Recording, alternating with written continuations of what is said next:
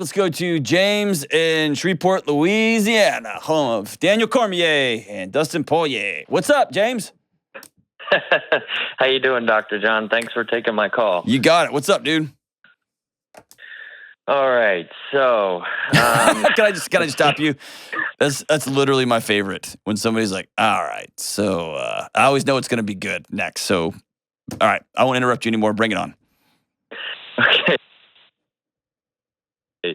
A girlfriend in college, and which was a serious relationship. So we decided to take the relationship to a level of intimacy. And prior to that, we both were aware that we had previous sexual relationships. So she wanted me to get tested for sexually transmitted diseases. And so I did. Being the young man, I was obviously very excited. However, I shared the results with her and whatnot, and she never shared her information with me. But at that point, I was, foolish or whatnot. I didn't really care, so we moved on. 2 years after that, I found out later on that she, in fact, had a sexually transmitted disease, and at that point, I had it as well, and the relationship ended in a ball of fire, needless to say. But so hold on. HIV or gonorrhea or HIV and syphilis or chlamydia? Like, what are we talking about here? So we're talking about HSV2, which is one of the non-curable ones. Right. Okay. So, yes. And so she knew about this. She got the test, and then she went ahead and slept with you anyway. Well, I found out that she was taking medication for it prior to meeting me. So it had been going on. She's known about this for a while. What was her reasoning? Why would she have you get tested? Like, it's not strange actually, because she got burned at some point in a relationship, and so it makes sense that she would want to. But it doesn't make sense that she would say that in turn, like, what happened to me, I'm going to do to somebody else. Yeah. What was her reasoning? We didn't really discuss it that much, but she had. I wasn't in a discussing mood, so she had a lot of emotional trauma. I think she at one point was diagnosed with borderline personality disorder. So our relationship was tough, riddled with. I think she had she said she had a few attempted suicide attempts, and she was also participating in self-harm behaviors. Okay. So it was. So how long ago was this, man? This was about 7 years ago. Okay. So bring me forward here. What's your question? So fast forward to now, because of that relationship, I have trouble opening up. One day I'd like to share life with somebody, but I have a hard time even opening up to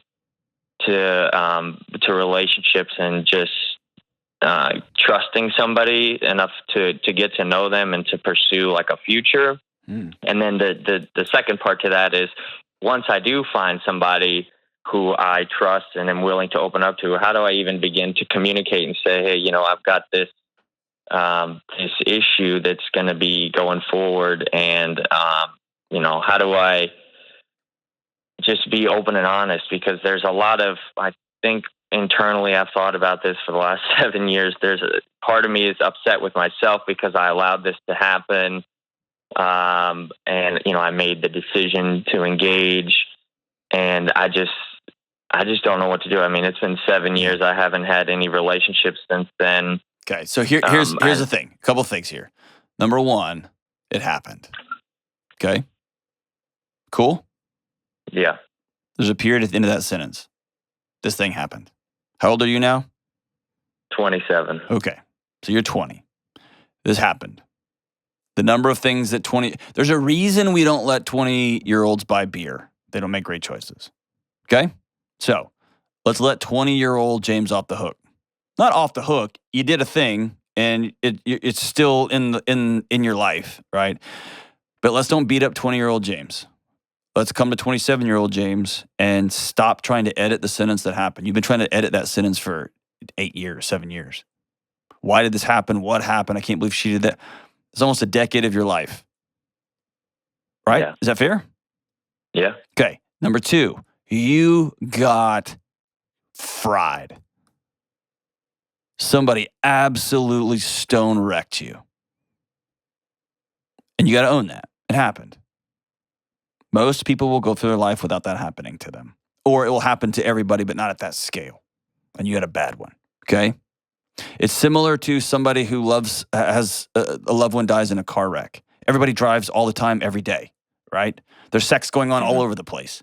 Very few people knowingly give somebody an STI just because they're cruel, right? And that happened to you. Fair? Yep. Okay, so let's own that. Let's put a period at the end of that sentence. The only thing on the planet that you can influence is what happens next. And so any insight, any energy, thoughts, what ifs, all of that is a complete and utter waste of your time because it solves nothing. The only thing you can do is say, okay, what comes next? And two important things come next. Number one, you have to choose to be in a relationship with people. You don't have to have a romantic relationship. There's plenty of people that don't want romance. That's fine. You said you do. The second thing is, how do you tell somebody? You just tell somebody. And will it be embarrassing? Yep. Are you the only one? God, no, you're not the only one. There's millions, right? Yeah. So the path forward I see is, it's like you're running the 400-meter dash and suddenly coach puts you in the 300-meter hurdles, 302-meter hurdles. And you're like, there's these things in front. And the two options you have is not run or jump over those things when you're running, right? And so you've got more hurdles in your path than I do. And the choice is, are you going to not run or are you going to run and have to jump over those things when you go? Does that make sense? Yeah, that's a good picture. And listen, I'm intentionally making this more simple than I know it is in reality. Because all the STI stuff and how awful you would feel if you infected somebody and how you continually go back and like, why did I? You keep going back to those. I know those are haunting. And I know those get looped in your head and it makes you anxious and it makes you fearful and not trust people, all that. And dude, you earned not trusting people. You got hosed, man. If that happened. But what I want to draw you out of is the very simple what happens next. And let's just say you end up meeting 10 people, 10 incredible women. You are attracted to them. You think they're smart and funny and brilliant, all the things, right? And 10 out of 10 of the next 10 you meet, you sit down and say, hey, before this goes any further, I got to let you know this. All 10 of them walk away and say, thanks, but no thanks. That doesn't mean that you aren't worth being loved. That means they're not in. And I'm going to move on to number 11. Is that fair?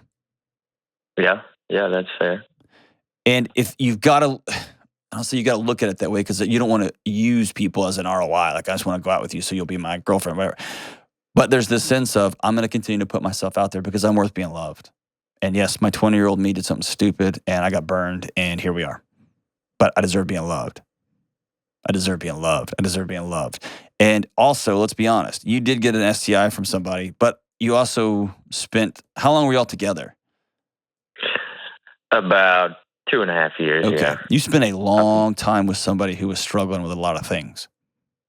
So take the STI off the table, you'd still have relationship trust issues. Fair? Yeah, and that's kind of like where I'm at right now. Like I've come to terms with the STI, but it's just like I don't even I don't know if it's because I like the idea of having a life partner, and I don't know, I view it as like having a family. A white picket fence, that's success, whatever it is. I know family is a big part of what I see in life as value, but like sometimes I feel like I don't even want to trust people because of the fact that I've been burned. Like it's not even just, female relationships, but like just friends in general. Yeah. Like I just don't know how to even, I can be friends with somebody on a superficial level, but I don't know if my body just protects itself. Yeah, dude, because I don't know. Like you walked into a bear den once and you got your face bitten off. And the crummy part is all of the food and nourishment in life is in a bear den.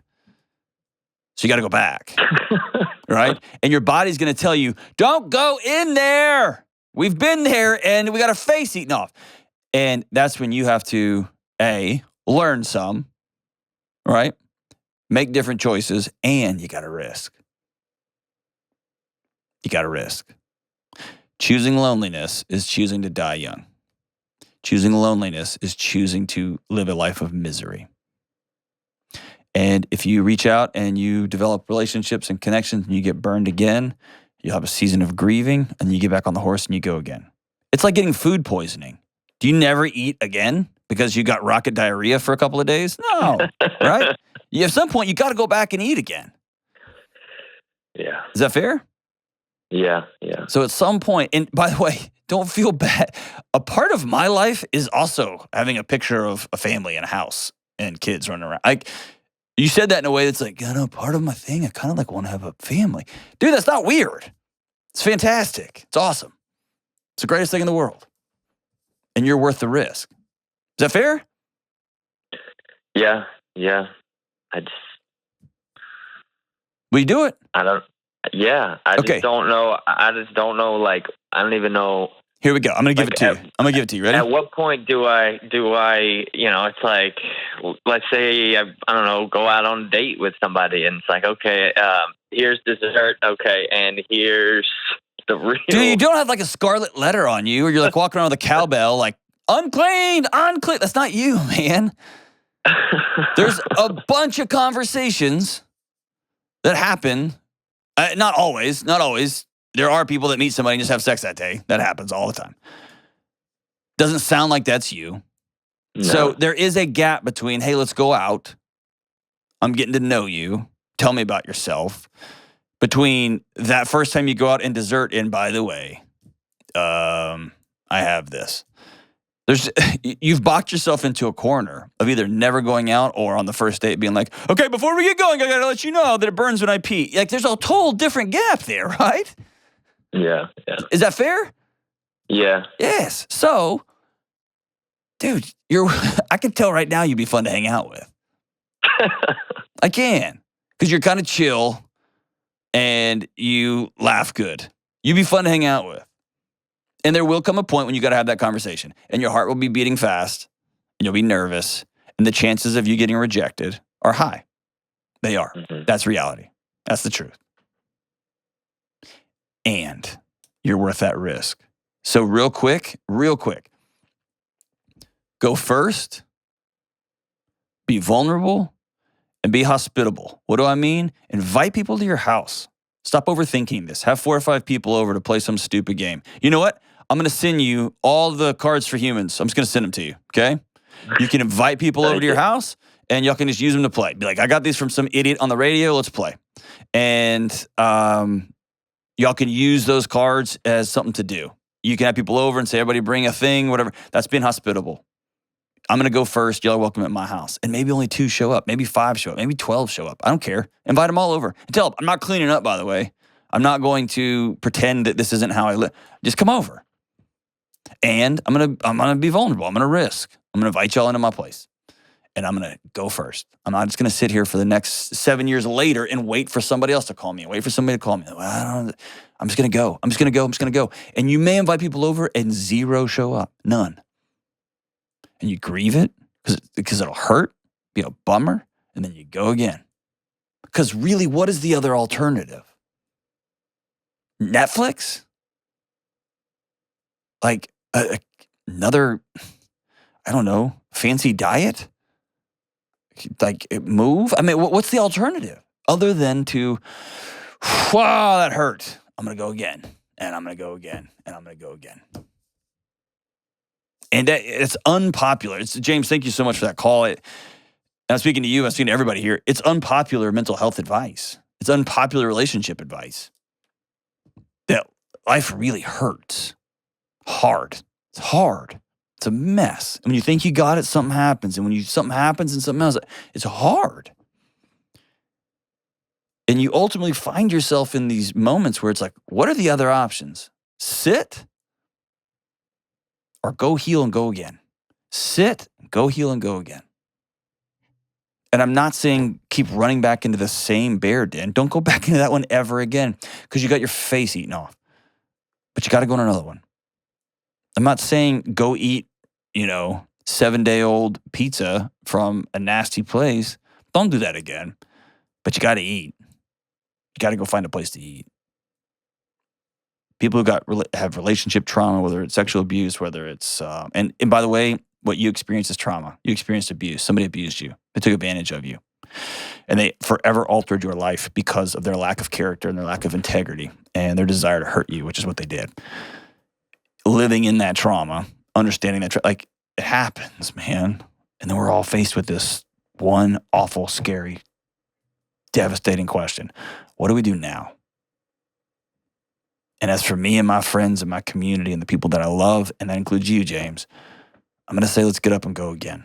We may have to jog or walk first and then jog before we get up to a run, but let's get up and go again. Let's get up and go again. And let's get up and go again. You're worth it.